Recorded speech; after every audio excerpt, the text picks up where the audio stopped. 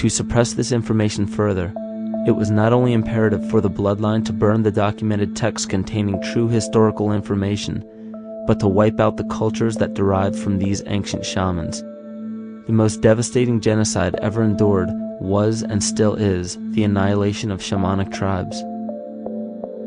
We've lost our traditional roots and don't know about ritual. The dragon dances and the ghost dances of the Native American Indians, what do you think that was all about? All the shamans of the world, when they do their rituals, they're doing that. Their work, harmonically through dances, is to strengthen the immune system of the earth. But they've been all murdered. So that was why in the 17th century, exactly the same period I'm talking about, there was an all-out agenda that when you come across the indigenous people, you annihilate them. Columbus was sent on his expedition along with agents of the crown to disrupt the lives of the natives and seize mineral resources. He visited every island in the Caribbean, depleting the gold and taking as many slaves of the native Taino tribe as possible. 5 million natives were murdered within 3 years, according to Leah Trabeck. Within 15 years, the Arawak tribe of 250,000 was completely wiped out.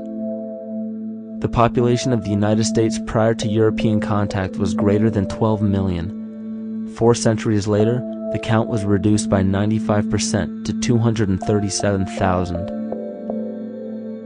From 1494 to 1508, over 3 million people had perished from war, slavery, and the mines. Who in future generations will believe this? I myself, writing this as a knowledgeable eyewitness, can hardly believe it. My eyes have seen these acts so foreign to human nature, and now I tremble as I write. Another agent of the false ego bloodline was Hernando Cortez, who decimated the Aztec tribe and plundered their mineral resources. This again was the case through Cortez's second cousin, Francisco Pizarro, who conquered the Incan Empire in Peru. These atrocities are seen throughout Africa, New Zealand, New Guinea, East Timor, and are still seen today in Canada. This was a deliberate attempt to bury any surviving remnants of the ancient world and our true history. It is a naive mistake, however, to categorize and blame everything and everyone involved with politics or religion for this suppression of knowledge.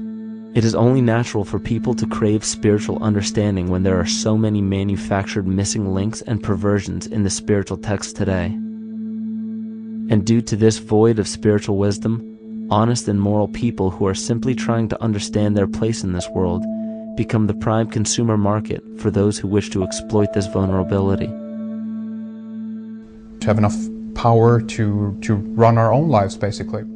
If we look at the New Age movement, for instance, which is another kind of trap in all of this, where people might end up actually. They're looking for something so bad that they're taking all these things that are handed to us or to them, but it's not really based on any real understanding. It's still kind of coming from a religious type of perspective.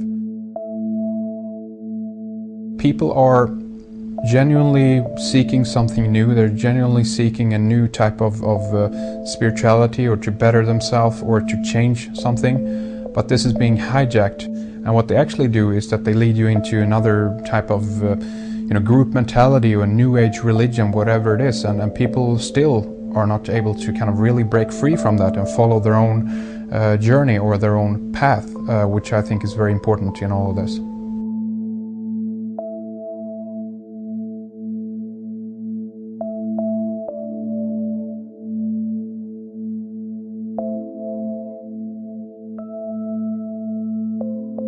In the pre-Christian era, there were several cults of incredible power, most notably the stellar, solar, Saturnian, lunar, and mushroom cults. It is simple to see that worshippers of the lunar goddess comprised of the lunar cult. The worship of sun gods were indicative of the solar cults.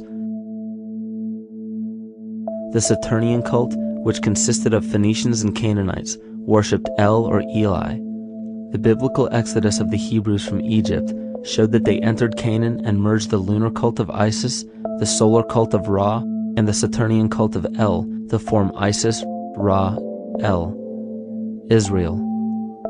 The old Israelitish cult and mythology, the Yahweh worship, the patriarchal legends, the sojourn in Egypt, and so on, are rooted in the religion of the sacred fungus, developed from the underlying fertility philosophy of the ancient Near East.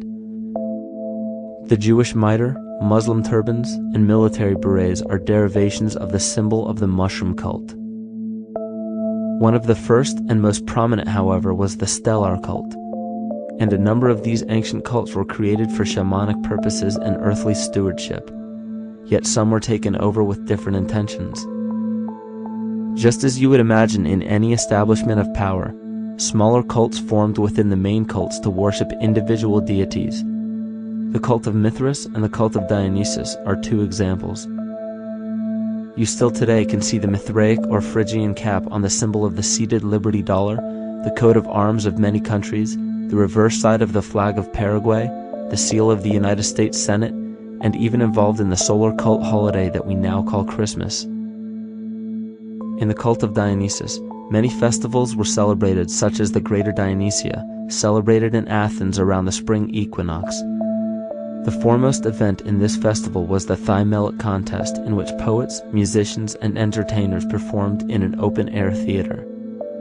Musicians did not have to pay taxes, and members of the Artists Guild did not have to participate in military affairs. The cult of Dionysus is still alive to this day as the entertainment industry.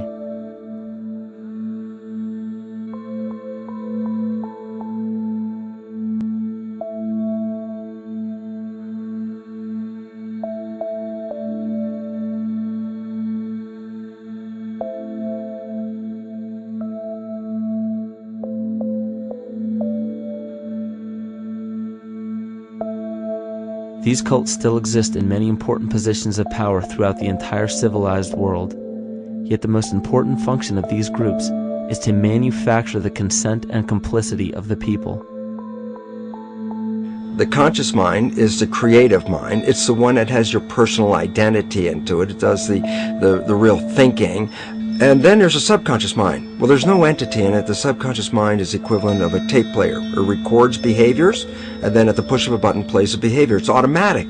It's a very convenient thing, because then we don't have to relearn all the time. Once you know it, you can make a pattern. The problem is that the basic patterns of belief and behavior that are programmed in the subconscious mind came from our teachers, primarily our parents, our family, and our community. So most people don't even understand how easily we're influenced by our environment. Every person that we encounter, every single situation that we're faced with, every little word that's said on television may not seem too influential to our conscious minds, but your unconscious is designed specifically to let every environmental signal influence you without your awareness. So the question is, are we leading conscious or unconscious lives? And now neuroscience has told us in the unfolding of our lives, only 5% of our life is controlled by our conscious mind, and 95% of the time controlled by the subconscious with programs from other people that were installed in there. And the problem is, it means when those programs are playing, we don't see them. And the skeptics will sit there and say, consciousness, archetypes, astrology? No. We create things with our hands, not our minds. Archetypes aren't physical. They can't influence me. But when you think of the fact that we're only conscious of this small little fraction of our behavior, what we don't realize is that entire countries, entire civilizations that think they're free and independent, but are unconsciously too afraid to be free and independent, they will beg to be governed. And if they can't do it themselves, who do you think will consciously or unconsciously take that responsibility? It usually ends up being that strong, masculine, animus archetypal figure. When we think we're in danger, we're not looking for our mother to nurture us. We want our father to protect us. And right on cue with the age of fear, this age of catastrophe, the age of this parasite, we see masculine domination. And one of the primary conduits for giving our responsibility and our conscious energy away is money. We surely don't want to admit that our dependency on money is flawed, because that would imply that the fault is our own. And God forbid we take responsibility for our lives, so we blame the money. This is the cornerstone of the entire illusion being built around us by the false ego. Money is said to be the root of all evil, yet it cannot be evil because money is only a symbol. Symbols carry only the faith and spirit of the observer. This means that the symbol of paper money evokes